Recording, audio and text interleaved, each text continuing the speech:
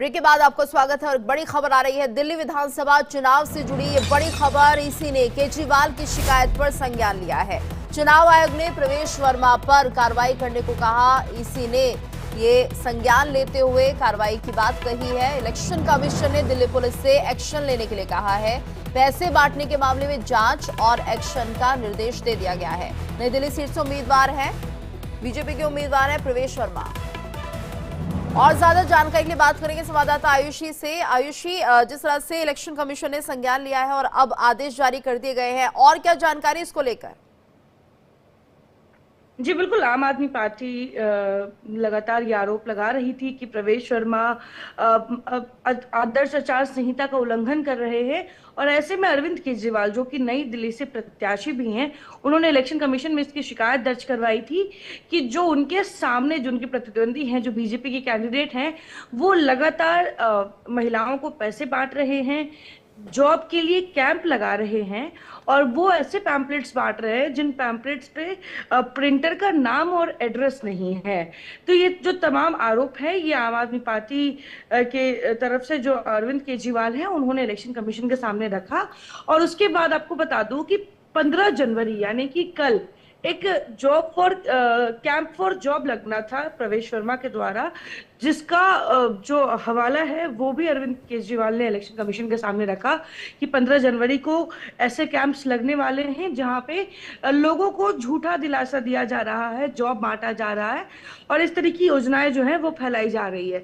तो election commission ने इन बातों पर संज्ञान लिया है और संज्ञान लेते ही उन्होंने पुलिस को जांच के आदेश दिए हैं।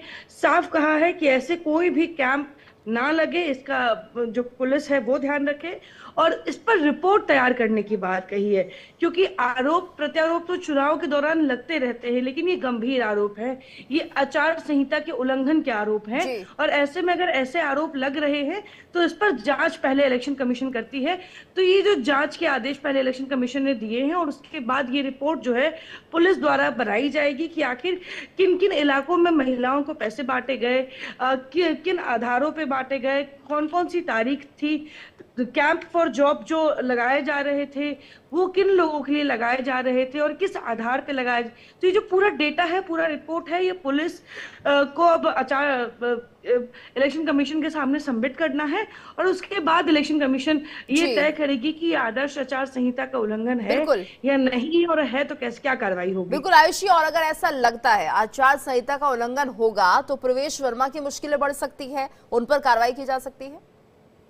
जी बिल्कुल, इलेक्शन कमीशन की तरफ से अगर खास तौर पे जब आदर्श आचार संहिता लग जाती है तो उसका उल्लंघन कोई भी नहीं कर सकता है, क्योंकि पूरा का पूरा कंट्रोल इलेक्शन कमीशन का हो जाता है आचार संहिता लगते ही।